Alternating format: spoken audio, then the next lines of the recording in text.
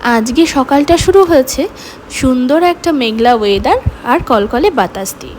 কার না ভালো লাগে বলো এরকম সুন্দর একটা বাতাস আর ওয়েদারটা? সেজন্য দেখো না, চা নিয়ে বসে পড়েছি, বেশ তরতাজা হয়ে যাচ্ছি। অনেক দিন বাদে বাদে চা খাই সকালে, ভালোই লাগে। এদিকে রান্নার জোগাড় করে নিয়েছি, ভাবছি একটু পালং শাক ডাল আর আলু দিয়ে পেঁয়াজ চিংড়ি কষা, সাথে বেগুন আলু চিংড়ি, মানে আজকে চিংড়ি মাছেরই সব কিছু খেতে ইচ্ছে হলো তাই বানিয়ে ফেললাম। লাঞ্চে বসে গেছি, তারপরে হয়ে গেছে সন্ধেবেলায়, বোন এসেছে, বাবুকে নিয়ে একটু আদর করছে। আর এইদিকে কিছু বাজার লাগতো, তোমাদের দাদাভাই সেগুলো নিয়ে এসেছে। আমি ভাবছি আস্তে ধীরে সেগুলো গুছিয়ে নিই। আর সাথে না আজকে একটু তেলের পিঠে খেতে ইচ্ছে হলো। তোমরা ভাবছো এই গরমে তেলের পিঠে? একদমই তাই। তেলের পিঠে খেতে গেলে শীত আর গরম কোনো ব্যাপার নয়। যেমন লুচি ডালপুরি সবসময় খাওয়া যায়, সেরকম তেলের পিঠেটাও আমার বেশ ভালো লাগে। মা বানিয়ে ফেলেছে বেশ সুন্দর টেস্টি টেস্টি তেলের পিঠে।